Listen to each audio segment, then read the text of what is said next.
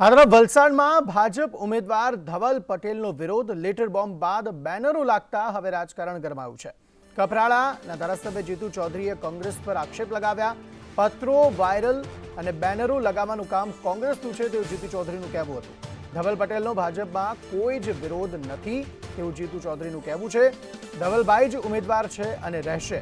ઉમેદવારને લઈને કોઈ બદલાવ નહીં કરવામાં આવે।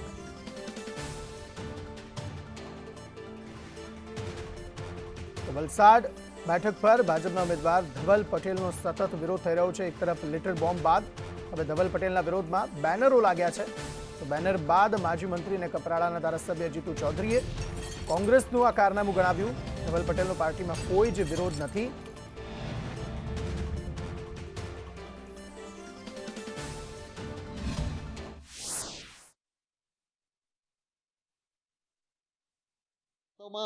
કોંગ્રેસ પાર્ટીએ આ લેટર પણ બનાવેલો છે ને બેનર હતો એમાં આવા લેટરમાં ને એનાથી કોઈ ફરક પડવાનો નથી। અમારો ઉમેદવાર ધવલ પટેલ અને ધવલ પટેલ જ છે અને એ જંગી બહુમતીથી જીતશે।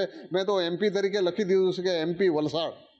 હવે જે છે ધવલ પટેલના વિરોધમાં જે છે બેનરો લાગ્યા છે। આ બેનરો જે છે એ ધરમપુર વિધાનસભાના વિસ્તારમાં લાગ્યા છે, એટલે કે ફલદરા, ચીચાઈ, કોસમકુવા જેવા ગામોની અંદર ધવલ પટેલના વિરોધમાં જે છે બેનર લાગ્યા છે। બેનર ઉપર લખવામાં આવ્યું છે કે ધવલ પટેલ ભાજપનો કાર્યકર્તા તથા ગામ તરફથી ખૂબ જ વિરોધ છે। ધવલ પટેલને હટાવો, નહીં તો જવાબ ઈવીએમમાં મળશે।